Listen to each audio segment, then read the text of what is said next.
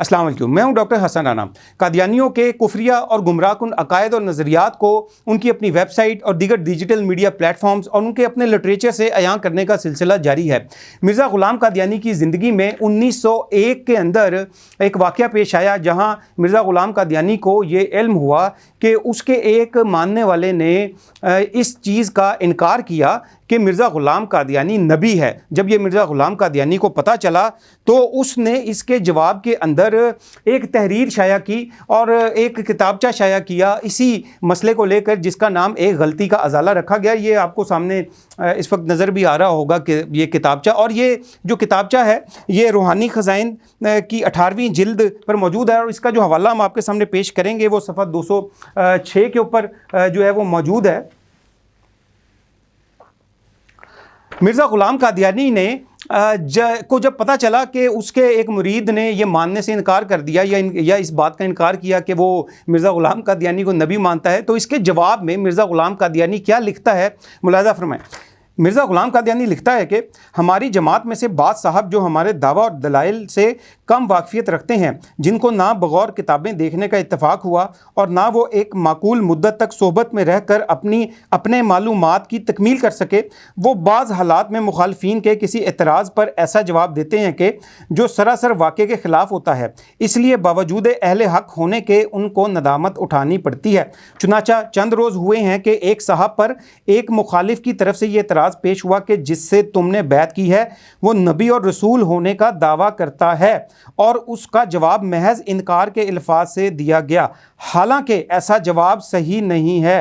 हक़ ये है कि खुदा ताला की वो पाक वही जो मेरे पर नाजिल होती है, उसमें ऐसे अल्फाज रसूल और मुरसल और नबी के मौजूद हैं, ना एक दफ़ा बल्कि 100 दफ़ा।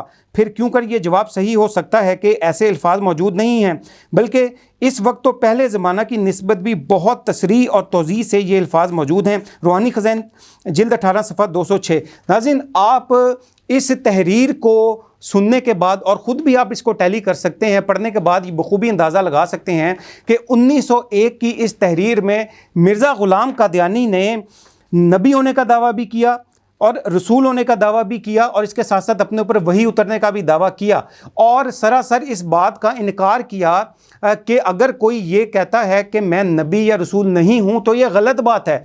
और ये तमाम जो वाक़या पेश आया, मैं आपको इस प्रोग्राम में शुरू में भी बता चुका हूँ कि उसके मुरीद ने एक मौके पे इनकार किया कि मिर्ज़ा ग़ुलाम कादियानी को हम नबी नहीं मानते, तो मिर्ज़ा ग़ुलाम कादियानी ने 1901 में एक गलती का अजाला के अंदर ख़ुद ये एडमिट किया कि वो नबी और रसूल है। ये हवाला उन कादियानियों और सादा लो मुसलमानों के लिए बड़ा अहम है। मैं समझता हूँ उनको ये जाकर टैली करना चाहिए जो ये कहते हैं कि जी मिर्ज़ा ग़ुलाम कादियानी ने तो नबूवत का दावा किया ही नहीं।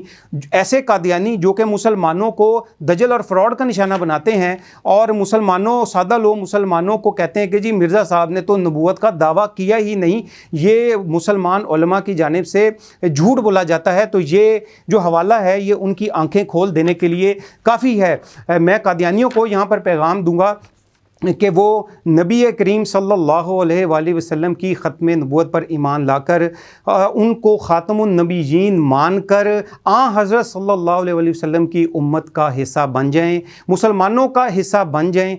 इस अकीदत की अंधी पट्टी को अपनी आँखों से उतार दें, और मिर्ज़ा मसरूर एंड कंपनी ने जो आपकी आँखों के आगे अंधी अकीदत की पट्टी बांधी है, खुदारा उसको उतारें, ख़ुद तहकीक करें, मिर्ज़ा ग़ुलाम कादियानी की किताबों का ख़ुद मुताला करें, और ये तमाम तर रेफरेंसेस हम आपको आपकी वेबसाइट, आपकी किताबों से पेश कर रहे हैं।